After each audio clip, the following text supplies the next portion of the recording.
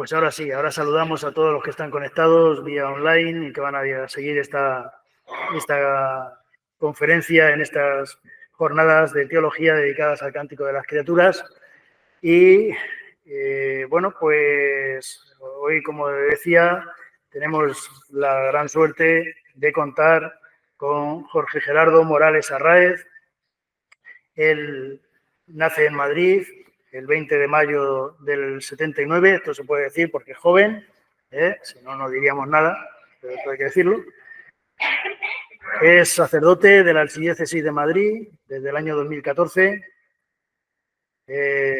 destinado como formador del Seminario Conciliar de la Inmaculada y de San Dámaso de Madrid y profesor no estable del Instituto de Ciencias Religiosas de la Universidad Eclesiástica de San Dámaso. Es miembro del grupo de investigación María Josep Leguilú, un teólogo para nuestro tiempo desde el año 2014-2015, como dentro de la Oficina de Investigación y Relaciones Internacionales de la Universidad Eclesiástica San Dámaso. Lo primero que estudió antes de entrar en el seminario fue Ingeniería de Minas, en la especialidad de Energía y Combustibles en la Escuela Técnica Superior de Ingeniero de Minas de la Universidad Politécnica de Madrid. Después fue máster técnico superior en Prevención de Riesgos Laborales en la especialidad de Seguridad en el Trabajo en Minería, Energía, Obras Subterráneas e Industrias Afines, impartiendo a través de la Cátedra Madariaga de la ETSI Minas de Madrid y certificado por la Consejería de Empleo de la Comunidad de Madrid. Después hizo el bachiller en Teología en la Universidad Eclesiástica San Dámaso de Madrid, máster de especialista universitario en Pastoral Familiar en el Pontificio Instituto Juan Pablo II de la Pontificia Universidad Lateranense de Roma, licenciado en Teología Dogmática en la Universidad Eclesiástica San Dámaso de Madrid, con la tesina La participación de María Josep Leguilú en el Sínodo de 1971, dirigida por el profesor Gabriel Ricci Alberti, que también justo hace 10 jornadas de teología estuvo también con nosotros impartiendo una ponencia, y doctor en Teología Dogmática en la Universidad Eclesiástica San Dámaso de Madrid con la tesis El sello del siervo, el carácter y la espiritualidad sacerdotal a la luz de la teología de María Josep Leguilú, dirigida por el profesor Gabriel Ricci Alberti. Tiene varias publicaciones, entre ellas está la publicación de la tesis doctoral dentro de las ediciones de San Dámaso, y luego tiene otra publicación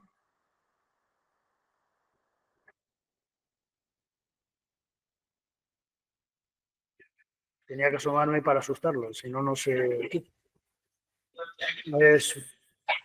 Es así, es el temor. Como decía, tiene dos publicaciones en plan de libros,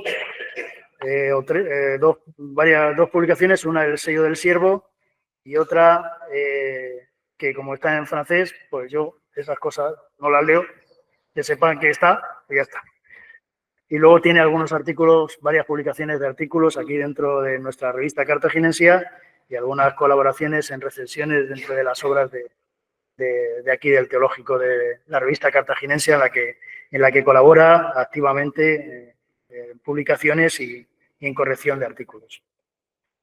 Bueno, como vengo diciendo desde que anuncié la jornada de teología, para mí es una alegría presentar a Jorge Gerardo, porque es un joven teólogo. Siempre queremos que esta jornada de teología profundizar en los teólogos, darle la oportunidad de que la reflexión teológica y la reflexión franciscana se haga presente. Y bueno, pues como ya la mayoría sabéis, porque es mi primo y con eso me basta. Así que, pues, profesor Jorge Gerardo, tiene la palabra. El apellido nos delata. El apellido nos delata. Estimado señor director del Instituto Teológico de Murcia, Fray Miguel Ángel Escribano Arráez, estimados miembros de esta comunidad educativa, profesores, alumnos, señoras y señores, también todas las personas que están viendo esta ponencia a través del canal online del Instituto, hermanos todos en el Señor.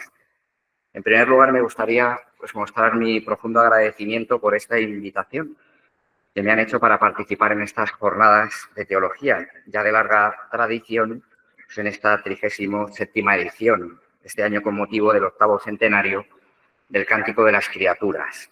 El objeto de esta ponencia pretende abordar la antropología y el cuidado de la creación en el Cántico de las Criaturas de San Francisco. Nacióle un sol al mundo. Con estas palabras se refería el poeta italiano Dante Alighieri al nacimiento de San Francisco de Asís a finales del siglo XII, un tiempo en el que muchas realidades empezaban a cambiar, signo también, al igual que hoy, de que una nueva época estaba surgiendo. Así lo expresaba también el Papa Francisco en el discurso a la Curia Romana de la Navidad del año 2019, refiriéndose al momento actual. Cito: no estamos viviendo simplemente una época de cambio, sino un cambio de época. Por tanto, estamos en uno de esos momentos en que los cambios no son más lineales, sino de profunda transformación. Constituyen elecciones que transforman velozmente el modo de vivir, de interactuar, de comunicar y elaborar el pensamiento, de relacionarse entre las generaciones humanas y de comprender y vivir la fe y la ciencia.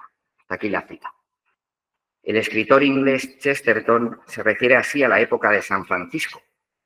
Dice él: me figuro que los siglos XII y XIII fueron un despertar del mundo, fueron una nueva floración de la cultura y de las artes creativas, después de un largo periodo de experiencia mucho más severa e incluso más estéril. Es lo que conocemos con el nombre de siglos oscuros. Quien suponga que los siglos oscuros fueron pura oscuridad y nada más, y que el amanecer del siglo XIII fue pura luz del día y nada más, no hallará pies ni cabeza en la historia humana de San Francisco de Asís. Hasta aquí la cita. En efecto, todo tiempo tiene sus luces y sus sombras, y la época del Santo de Asís también las tuvo. Por ello es necesario tomar conciencia de cómo era el mundo al que llegó San Francisco y cómo había sido el contexto histórico de ese mundo, aunque sea a modo de esbozo. Cuando Francisco de Asís nace, la sociedad europea arrastra 4 siglos de feudalismo, cuyo fundamento se encontraba en la servidumbre y en las relaciones entre vasallos y señores. Asimismo, se produce también en el siglo XII un extraordinario desarrollo del comercio en toda Europa. Los comerciantes recorren el continente de norte a sur, atraídos por las grandes ferias. Las personas y las mercancías circulan de un país a otro, y también las ideas. Sopla un espíritu nuevo y se aspira a alcanzar una nueva sociedad, una sociedad urbana con relaciones sociales por completo distintas. Este despertar mercantil va a afectar de un modo particular al sector textil, en el cual trabajaba el padre de San Francisco, Pedro Bernardoni. La industria de paños y telas se convierte en una de las más florecientes, desbordando la producción local con un gran desarrollo a nivel continental. En este sentido, la creación de comunas fue el inicio de una nueva organización social, señala Eloy Leclerc. En el plano de la actividad profesional, la comuna se organiza en corporaciones, es decir, asociaciones de comerciantes o artesanos cuyos estatutos reglamentan los pormenores del oficio. Entre las diferentes comunas, las rivalidades de intereses no tardan en manifestarse y provocan que se enfrenten unas con otras. En cuanto una ciudad se erige en comuna autónoma, su primer impulso consiste en levantar murallas. El caso de Asís es ejemplar. Con una increíble rapidez, sus moradores construyen un cerco de murallas con las piedras de la antigua fortaleza feudal que acaban de derribar. Por su parte, las ciudades vecinas hacen otro tanto. Cada una de ellas desafía a las demás. Hasta aquí la cita. Por otro lado, la Iglesia mantiene a principios del siglo XIII una gran influencia en el poder temporal. Europa está llena de obispos y abades que son auténticos señores feudales con inmensas propiedades de terreno. Frente al incipiente mundo de las comunas, la Iglesia parece ligada en parte a un sistema social superado.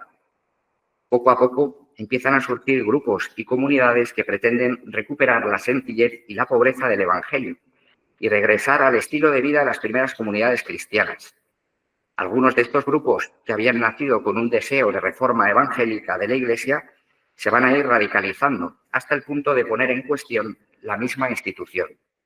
Los cátaros y los albigenses, cada uno con sus matices propios, Se presentan bajo capa de querer retornar a la pureza original de los primeros cristianos. Sin embargo, van a propagar a su vez una visión doctrinal espiritualista en la que se llega a despreciar la materia creada por Dios, y de ahí al desprecio también incluso del propio cuerpo. Los movimientos se van a expandir rápidamente por toda Europa, incluidos los estados pontificios, que van a intentar sofocarlos con la evangelización y la misión, pero también con las armas y el fuego. De la misma manera, se van a dar otros intentos más pacíficos de renovación de la Iglesia, como el del monje cisterciense Joaquín de Fiore, que profesaba la pobreza voluntaria como la forma de vida que más acercaba a Dios. Sus ideas suscitaban nuevas esperanzas. Sin embargo, como señala Leclerc, la visión de la historia que proponía Joaquín no carecía de grandeza ni de aliento, y sobre todo era seductora por naturaleza, ya que anunciaba como inminente el periodo final de la historia, el de la renovación de la Iglesia y del mundo en la libertad del Espíritu. Después del reino del Padre y el reino del Hijo, ahora iba a abrirse paso el reino del Espíritu. Después del tiempo de la ley, el tiempo de la gracia. Llegaba el tiempo del amor y de la libertad. Joaquín imaginaba este futuro tan cercano bajo la forma del ideal monástico contemplativo. Una religión completamente espiritual reinaría en la Iglesia, que dejaría de estar centrada en Cristo para pasar a ser absorbida en el Espíritu. Joaquín pretendía que el cielo bajara a la tierra.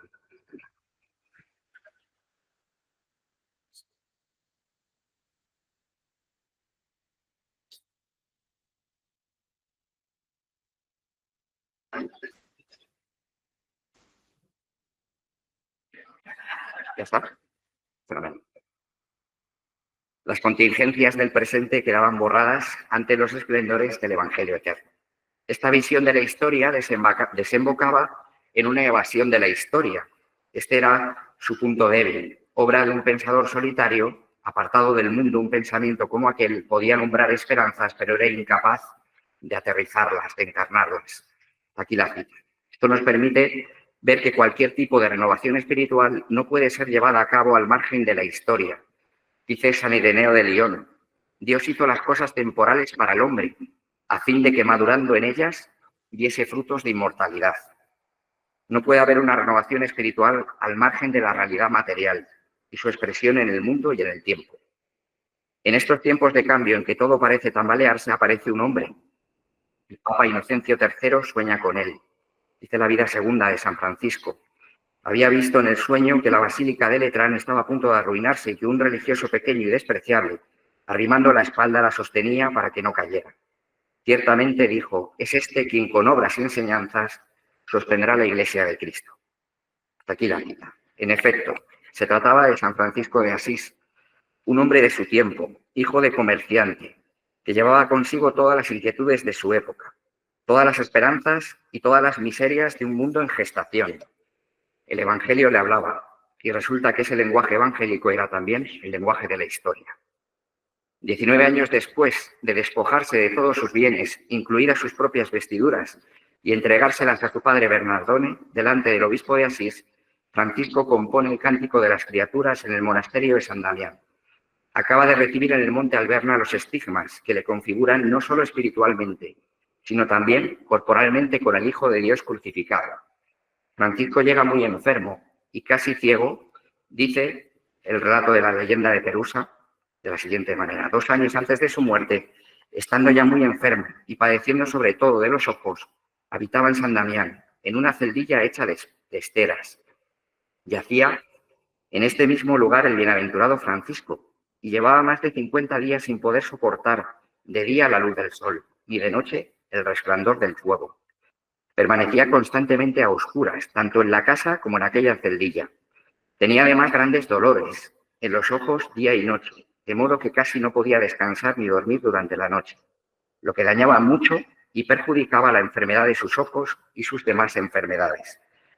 En esto, cierta noche, considerando el bienaventurado Francisco cuántas tribulaciones padecía, sintió compasión de sí mismo y se dijo: Señor, ven en mi ayuda en mis enfermedades, para que puedas soportarlas con paciencia. Hasta aquí la cita. Esa noche, en medio de muchos desvelos por el sufrimiento y el dolor, Francisco escuchó una voz. Hermano, dijo la voz, regocíjate y alégrate en medio de tus enfermedades y tribulaciones, pues por lo demás has de sentirte tan en paz como si estuvieras ya en mi reino. En la mañana del día siguiente, Francisco deja que la luz de la mañana ilumine su cuerpo, de la misma forma que la palabra de Dios lo hacía con su vida, y empezó a experimentar un gozo que le alzaba por encima de todos sus dolores y sufrimientos. Francisco llamó a sus hermanos y empezó a brotar de él un cántico. Altísimo, omnipotente, buen Señor, tuyas son las alabanzas, la gloria y el honor y toda bendición. A ti solo Altísimo corresponden y ningún hombre es digno de hacer de ti mención. Citaremos solo estos primeros versos del cántico. Francisco lo llamó el cántico del hermano Sol o también el cántico de las criaturas. Esta composición es considerada como la primera obra poética de la literatura italiana. Casi medio siglo antes del nacimiento de Dante, afirma Leclerc, el cántico está considerado con justo motivo la joya más antigua y más preciosa de la poesía italiana naciente. Es la obra más conocida del pobre de Asís. Basta hacer una primera lectura del cántico para darse cuenta de que se trata de una admirable loa al Altísimo por y a través de los diversos elementos de la creación. Es así como se entiende si nos acercamos al texto de un modo directo y literal. Sin embargo, se corre el riesgo de quedarse únicamente en esta primera interpretación y no ver más que la expresión de un amor cándido e idílico del pobre de Asís por la naturaleza. Es indudable que el canto traduce una pura admiración ante la obra de Dios. Pero, ¿qué significa esta creación que se ha vuelto fraternal y luminosa y cuyos elementos han perdido su carácter violento y destructor? Señala Leclerc. ¿A dónde apunta? Asimismo, no hay que olvidar que el cántico es una obra poética y la poesía juega con el lenguaje de los símbolos, que ayuda a enriquecer y a profundizar los conceptos e ideas que se quieren expresar. Así, por un lado, el cántico presenta una dimensión cósmica que es inseparable de la profunda experiencia de Francisco, que no solo expresa su fraternidad con los elementos de la creación, sino que los asocia y valora con unos adjetivos que son propios de su experiencia personal. Señala Leclerc, parece pues imposible comprender este cántico sin relacionarlo directamente con la experiencia profunda de Francisco, con su áspero sufrimiento, con su paciencia heroica, con su combate cotidiano por los valores evangélicos, con su gozo sobrenatural, con su existencia íntima, en una palabra, con Cristo. Este cántico brota de las profundidades de una existencia. Hasta aquí la cita. A 800 años de la composición del Cántico de las Criaturas, vivimos también un cambio de época en el que hay que tener un especial cuidado, porque como señala el Papa Francisco en la encíclica Laudato Si, el ambiente humano y el ambiente natural se degradan juntos y no podremos afrontar adecuadamente la degradación ambiental si no prestamos atención a causas que tienen que ver con la degradación humana y social. Hasta aquí la cita. ¿Podrían San Francisco de Asís y su Cántico de las Criaturas ayudarnos a poner luz en medio de este mundo que se encuentra en crisis ante un cambio de época? Cito a Leclerc. Dice, él, refiriéndose a San Francisco, manifestó una atención particular hacia la creación de Dios y hacia los más pobres y abandonados. Amaba y era amado por su alegría, su entrega generosa, su corazón universal. Era un místico y un peregrino que vivía con simplicidad y en una maravillosa armonía con Dios, con los otros, con la naturaleza y consigo mismo.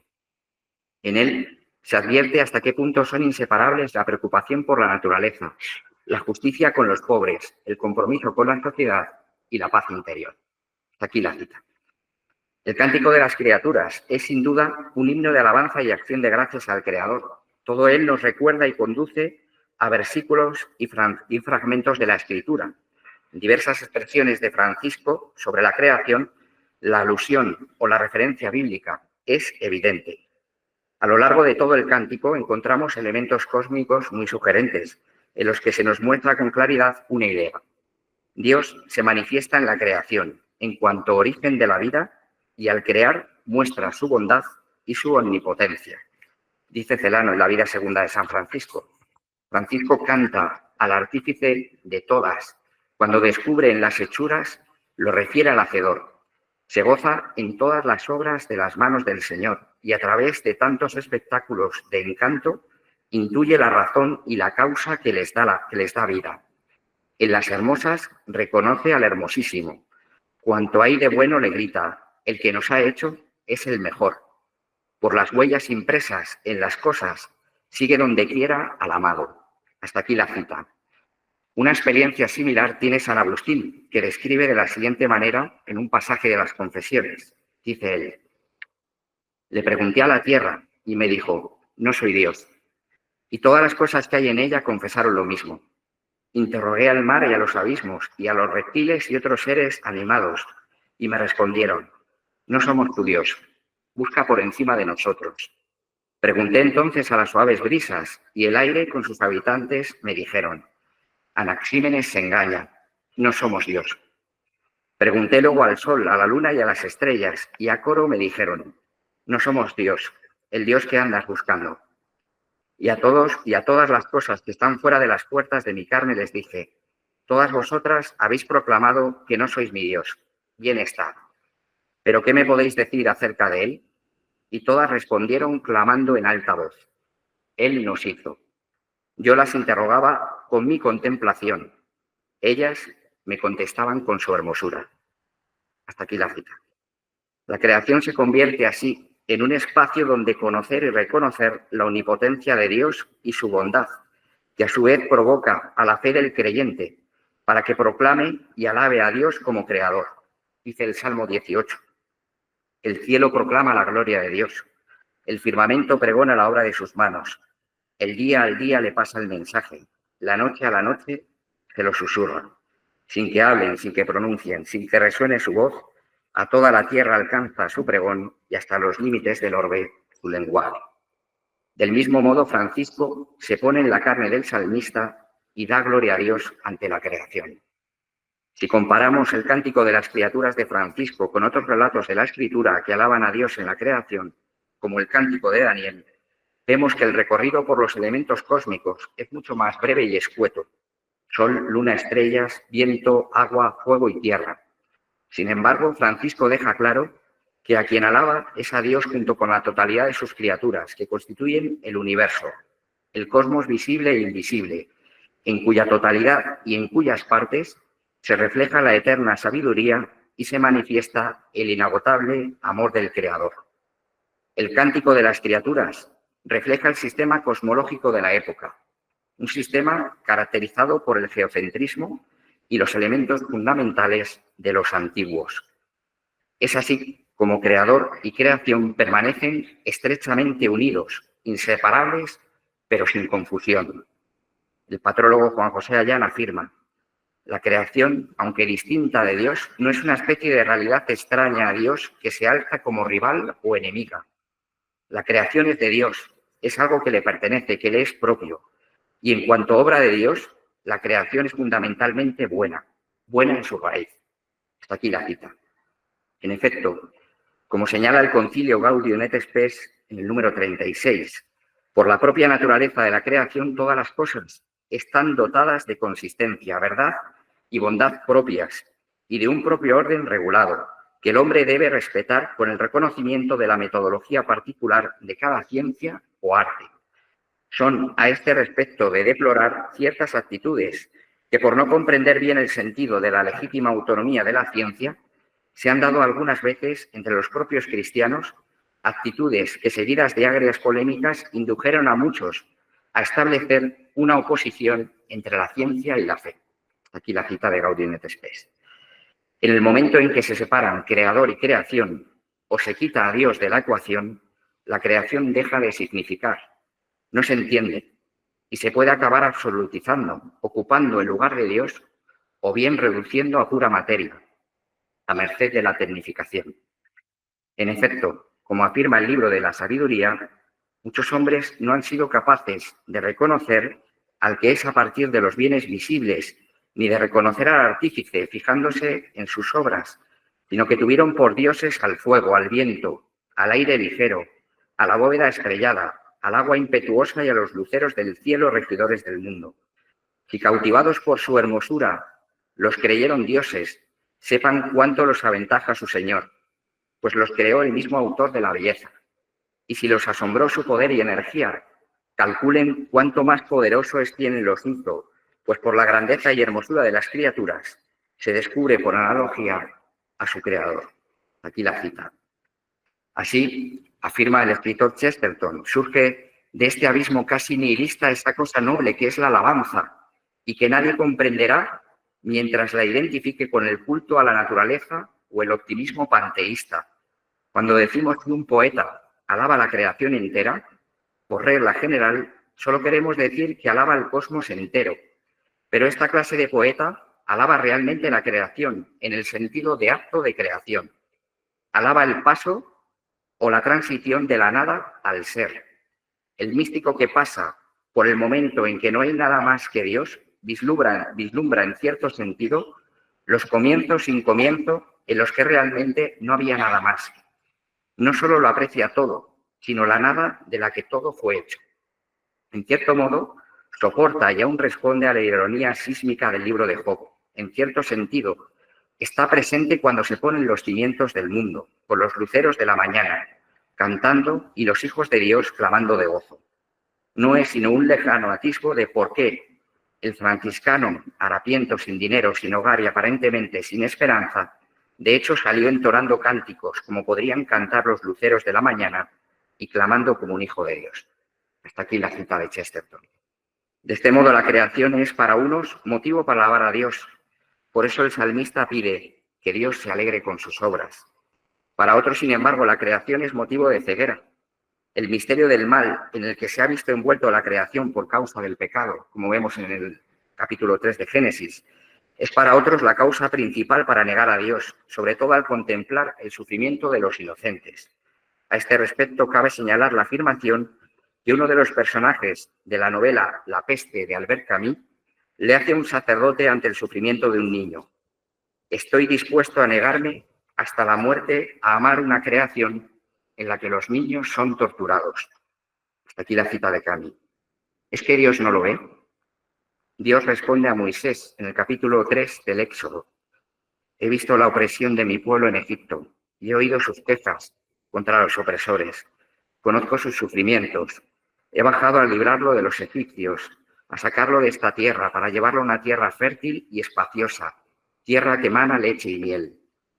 Aquí la cita del Éxodo. El dolor y el sufrimiento es una realidad que no solo ha afectado al hombre, sino al mismo Dios.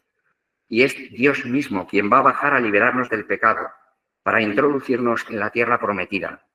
Porque tanto amó Dios al mundo que entregó a su unigénito, para que todo el que cree en él no perezca, sino que tenga vida eterna.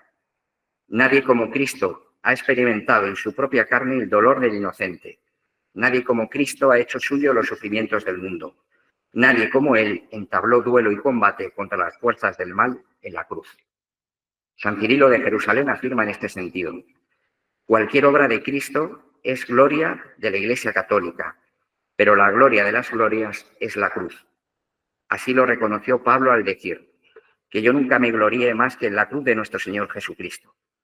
Así lo muestra también Miguel de Unamuno en su obra El Cristo de Velázquez. Que eres Cristo, el único hombre que sucumbió de pleno grado, triunfador de la muerte, y a la vida por ti quedó encumbrada. Desde entonces por ti nos vivifica esa muerte. Por ti la muerte se ha hecho nuestra madre. Por ti la muerte es el amparo dulce que azuzara amargores de la vida. Hasta aquí la cita de Unamuno. Solo a la luz de la cruz de Cristo, pueden quedar iluminadas cuestiones sin respuesta, como la enfermedad, la tribulación, el sufrimiento o la misma muerte.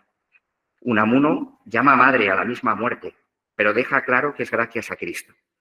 Por Cristo, la muerte nos engendra para la vida eterna. Francisco y el Evangelio llaman bienaventurados a aquellos que lo sufren en paz. Dice San Cirilo: no te sientas feliz con la cruz únicamente durante los tiempos de paz, sino procura mantener la misma fe también en el momento de la persecución.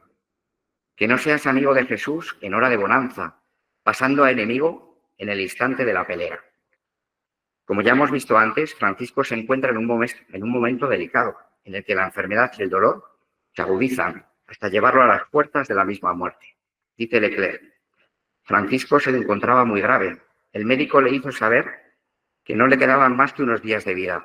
Fue entonces cuando llamó a sus hermanos Ángel y León y les pidió que le cantaran su cántico del sol. Compuso en este momento una última estrofa. Alabado seas, mi Señor, por nuestra hermana, la muerte corporal. Hacía falta ya mucha serenidad para acoger a la muerte como una hermana. Pero lo más sorprendente era cantarla al mismo tiempo que el hermano sol. En aquella hora suprema, el sol y la muerte ya no se oponían en el corazón de Francisco. No solo la sombra de la muerte no afectaba la luz del ser y de la vida, sino que la misma muerte se ofrecía como un camino luminoso hacia la plenitud del ser y de la vida. Hasta aquí la cita.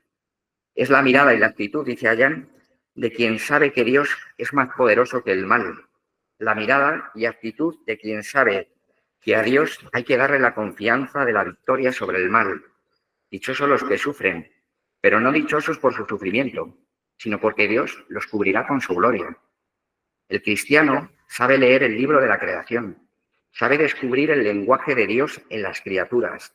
La creación es para el cristiano una ostensión de él, una manifestación de Dios, como afirma Ireneo, frente a la pretensión que tenían los gnósticos de demonizar el universo y la materia por causa del mal, en que se ve envuelta la creación hasta el punto que se identificaban creación y mal, al punto de rechazar al Creador. Según ellos, la creación está llena de negatividad, conlleva una situación en la que el hombre se siente extrañado y extraviado. Ello les llevaba al rechazo de este mundo entendido como un entorno exílico, falto de consistencia, inauténtico, malo. Dios nos llamó cuando no éramos y quiso que existiésemos a partir de la nada, señala Clemente de Roma. Todo el universo es creado por Dios de la nada, pero no para la nada. En fin, el fin del mundo no consiste en que el universo entero vuelva de nuevo a la nada. La existencia del mundo es un don de Dios y Dios quiere que existan los seres para siempre. Dios es fiel a su alianza. Vio Dios todo lo que había hecho y era muy bueno, dice el Génesis.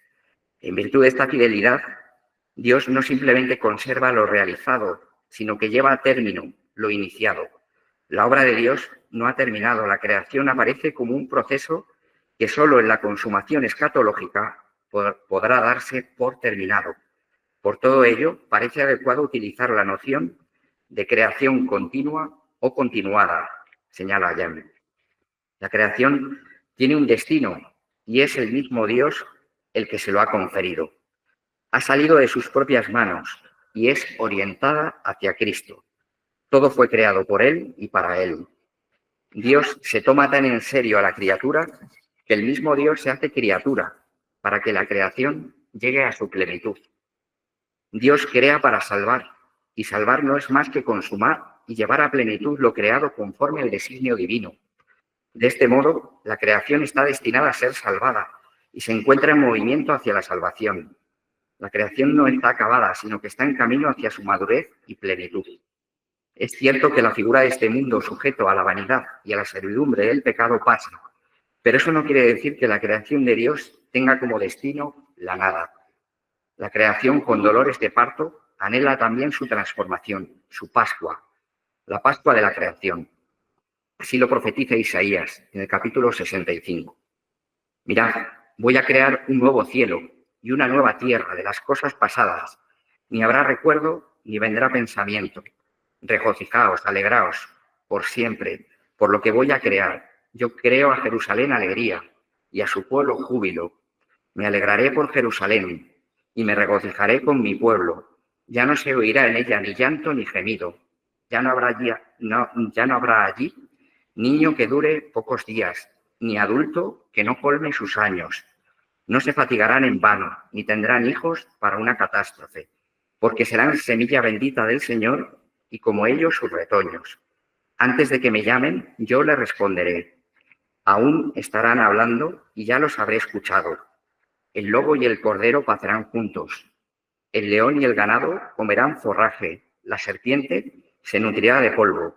No harán daño ni estrago por todo mi monte santo, dice el Señor. Hasta aquí la cita de Isaías.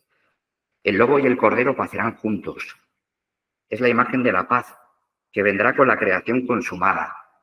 Paz incluso entre pueblos que se odian. Esto a los ojos de los hombres puede resultar algo imposible, inenarrable.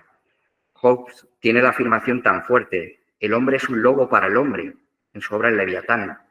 Esta afirmación es en parte verdad. Hay muchos hombres que son lobos para los demás hombres, pero ¿podrían cambiar? ¿Podrían convivir en paz con los demás hombres? Recordemos el relato de San Francisco y el lobo. El lobo avanzó al encuentro de San Francisco con la boca abierta, acercándose a él. San Francisco le hizo la señal de la cruz. Lo llamó así y le dijo: ven aquí, hermano lobo.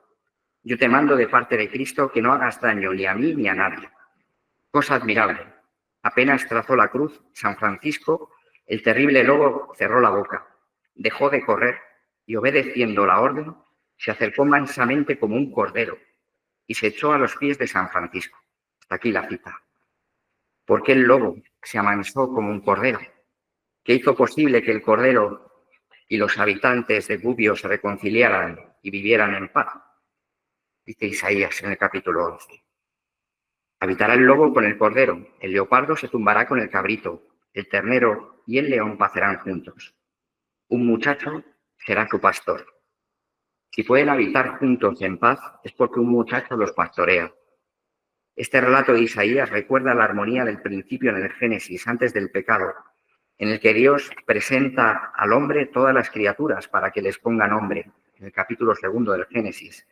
Esta armonía ha sido alterada por la entrada del pecado en la creación, por eso es necesario que Cristo restaure la armonía de la creación con su pastoreo, para habitar en paz y fraternidad. En este sentido, afirma Gerardo del Pozo, San Francisco contempla la entera creación con los ojos de Adán en el paraíso antes de la caída, con los ojos de Jesús, que nos enseñó a contemplarla como don de su Padre Dios, y con los ojos resucitados, con los ojos que contemplaremos el cielo y la tierra nuevos. Cuando recitamos su cántico, nuestra mirada se orienta y nuestro corazón palpita al son de las palabras nacidas de la mirada y el corazón purificados de San Francisco. Hasta aquí la cita. Sería un error si tratáramos de reducir la idea de fraternidad de Francisco a lo que se suele llamar camaradería, la fraternidad de las palmadas en la espalda, dice Chesterton. En la medida que Francisco crece en su amor a Dios, no cesa de ver su huella en todas las criaturas y en todos los hombres. Su mirada y su corazón no solo son purificados, sino que es todo su ser el que es transfigurado por el mismo Espíritu, para descubrir el esplendor de la fraternidad en toda la creación. Entonces, señala Leclerc, descubrieron el esplendor del mundo, el esplendor de las cosas sencillas. Su mirada se detuvo maravillada sobre las realidades más humildes, más cotidianas, las mismas que los acompañan en su vida de pobres: la luz, el agua, el fuego, el viento, la tierra. Sí, la tierra de todos los días, la tierra nutricia. Qué hermosa era a sus ojos esa tierra, descubierta más allá de toda codicia y de toda voluntad de poder. De ser un campo de batalla, pasaba a ser el lugar de la gran fraternidad de los seres, nuestra hermana, la tierra maternal. Hasta aquí la cita. La carta a los Hebreos, en el capítulo 13, incide en la fraternidad. Conservad el amor fraterno y no olvidéis la hospitalidad. Por ella, algunos sin saberlo hospedaron a ángeles. Acordaos de los maltratados como si estuvierais en su carne. De la misma forma que recibimos y acogemos a personas en nuestras casas y los hospedamos en una realidad que no es suya y son nuestros huéspedes, es necesario no olvidar que toda persona es huésped del universo, una realidad que no es nuestra. Y mientras somos huéspedes, tratamos el lugar en el que nos acogen como si fuera nuestra propia morada. Es así como Adán y Eva reciben y acogen la creación. Son huéspedes del mismo Dios y acogen el don de la creación como su propia casa. Por eso Dios presenta todas las criaturas ante Adán para que les dé nombre, y Dios baja a pasear con Adán y Eva a la hora de la risa, en el capítulo 3 del Génesis. ¿Qué significa esto? Dice Guardini: significa el mundo, en cuanto está dado al hombre en sus manos, para que lo mantenga en su cuidado y realice en él su labor, pero de modo que Dios esté en todo. Es decir, con la imagen del jardín confiado al hombre, se introduce algo más. que Dios mismo habita en él. Ello se muestra en el relato de la tentación, donde se cuenta que Dios pasea en la brisa fresca del día al atardecer. Una imagen hermosa de cómo Dios quería participar en toda acción de los hombres, habitando con ellos en el mundo santificado. Había de desarrollarse todo lo que se llama vida humana y trabajo, historia y cultura, pero todo ello en la cercanía de Dios y junto con Él, de tal modo que el hombre nunca habría necesitado hacer eso que luego se dice con otra imagen, esconderse ante Dios. Hasta aquí la cita de Guardini. Esto nos conduce al cuidado de la casa común, que es la creación.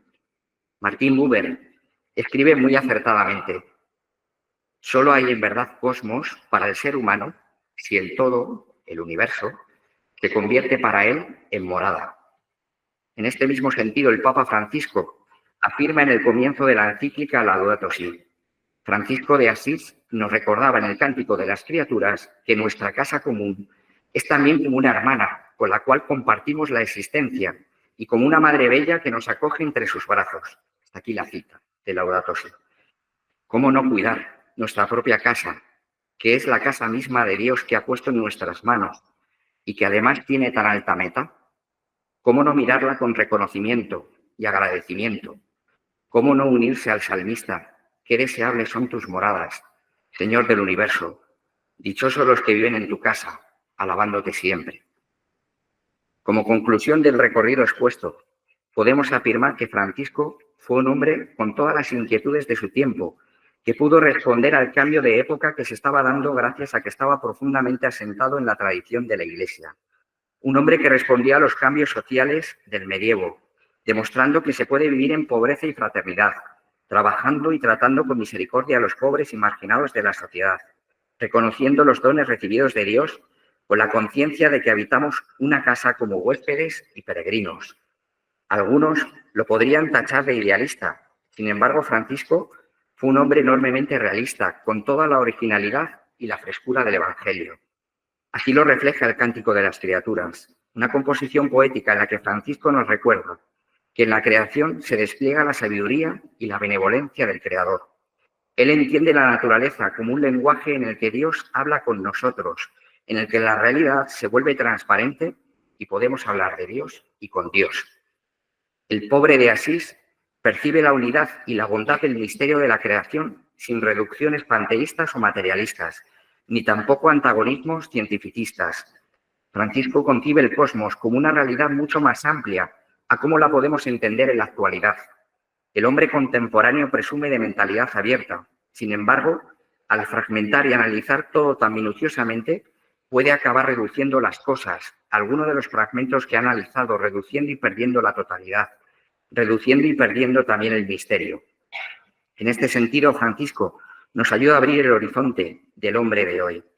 Dice Chesterton: pasaba un pájaro junto a él como una flecha. Era algo con su historia y su objetivo de vida y no de muerte. Le detenía un arbusto y era como si fuera un bandolero. Y de hecho estaba dispuesto a saludar al bandolero y al arbusto. En una palabra, hablamos de un hombre al que los árboles le impiden ver el bosque. San Francisco no quería ver el bosque en lugar de los árboles. Quería ver cada uno de los árboles como una cosa separada y casi sagrada, por ser hijo de Dios y, por lo tanto, hermano o hermana del hombre. Aquí la cita. En la actualidad, el mundo creado no es conocido por muchos en su más profunda verdad de ser un don amoroso hecho al hombre por Dios creador. Al separar la creación de su creador, el mundo creado no se entiende y deja de percibirse como un don. Cuando el hombre busca encontrar su satisfacción y plenitud en el mundo, el hombre se devalúa a sí mismo y se minusvalora, al perder de su horizonte la vocación a la plenitud a la que es llamado por Dios. Cuando se hace eso, se abusa y malogra no solo el hombre, sino la creación misma. La creación no fue hecha para distraer al hombre de Dios, sino para ser la tierra en que Dios se relaciona con el hombre. La creación es el ámbito donde el hombre ha sido situado para que alcance la madurez. En efecto, la creación es pues el ámbito elegido por Dios para manifestar su amor, su poder, su sabiduría y, en definitiva, su gloria. Que te sirva toda la creación, porque tú lo mandaste y existió. Por ello, señala Francisco Javier Rojo, No podemos olvidar que San Francisco compuso el Cántico de las Criaturas para que toda la creación alabase a Dios como es debido. Siendo cortés con todas las criaturas, el poverello llegó a ver que todo lo creado rinde alabanza a Dios y compuso para tal fin una melodía fraterna para que todas las criaturas la entonen en armonía. El cántico nos recuerda así que el único modo de llegar a Dios y de alabarlo y bendecirlo es hacerlo dentro, a través y junto a toda la creación. Hasta aquí la cita. Asimismo, podemos afirmar que el Cántico de las Criaturas es un pequeño compendio de la fe católica, fiel a la tradición de la Iglesia, como hemos visto, y perfectamente coherente con la vida de Francisco, en unos tiempos en que muchos buscaban la reforma desde un purismo que se salía de la catolicidad. Los cátaros y los albigenses enseñaban un espiritualismo que devaluaba la realidad material y que por esta misma razón no tomaba en serio la creación.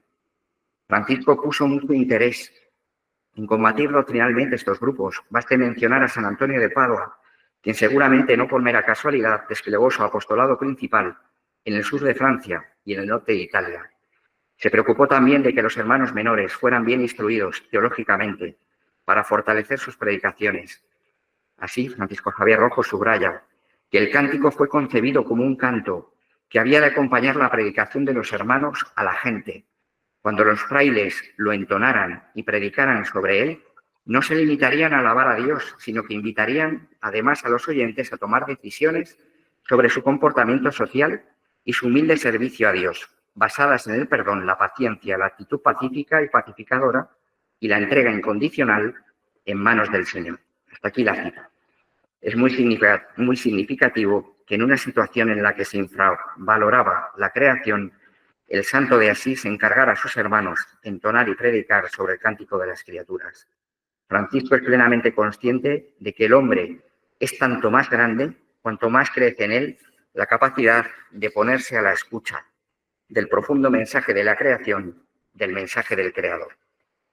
Por último, Francisco mira la creación como Adán, en la que reconoce una fraternidad con cada criatura, porque tienen el mismo origen.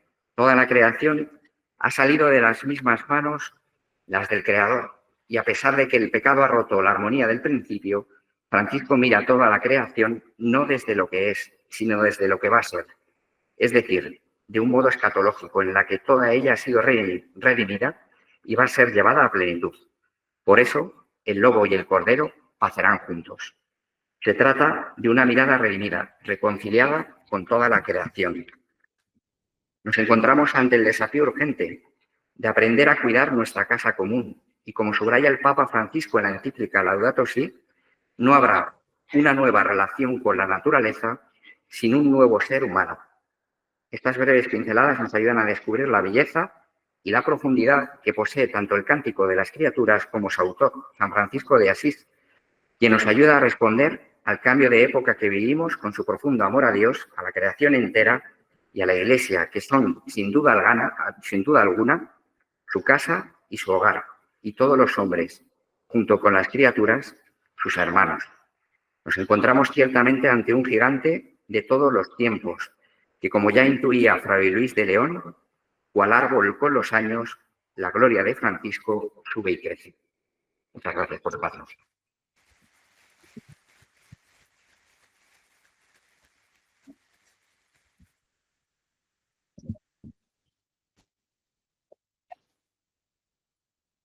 Muchas gracias por las palabras, la conferencia en la que hay una cuestión a destacar y para los... El padre Fresneda últimamente lo ha remarcado muchas veces, encontrar a alguien fuera del ámbito franciscano que hable del cántico de las criaturas centrándonos en San Francisco y no en la Laudato Si, es todo un mérito. Así que muchas felicidades. Después de echarte flores, si alguno quiere hacer alguna pregunta, tiene alguna pregunta que hacer, podemos abrir un pequeño diálogo. Si los que estáis allí pues conectados, pues escribid vuestra pregunta si tenéis alguna pregunta que hacer.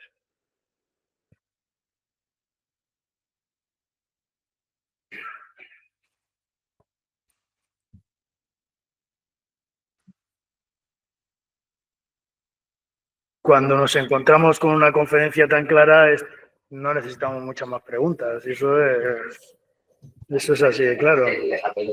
A ver, aquí tenemos una pregunta.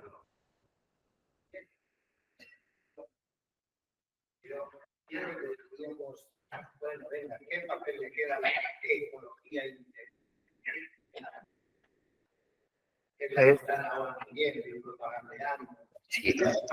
Antes de contestar, para que me la hayan escuchado la pregunta los que están conectados, preguntan en la sala qué papel le queda a la ecología integral que tanto se ha ponderado últimamente en este ámbito del cántico de las propiedades.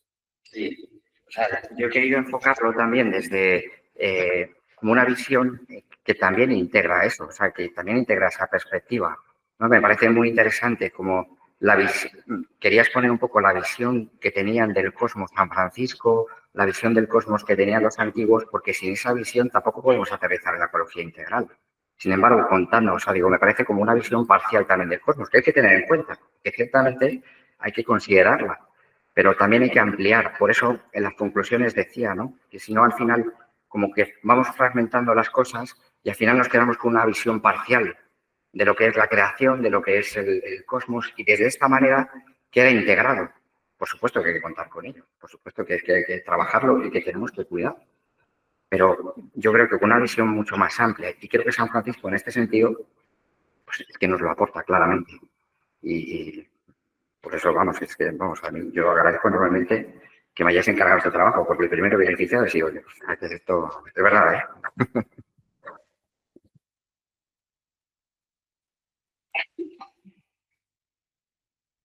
Más cositas.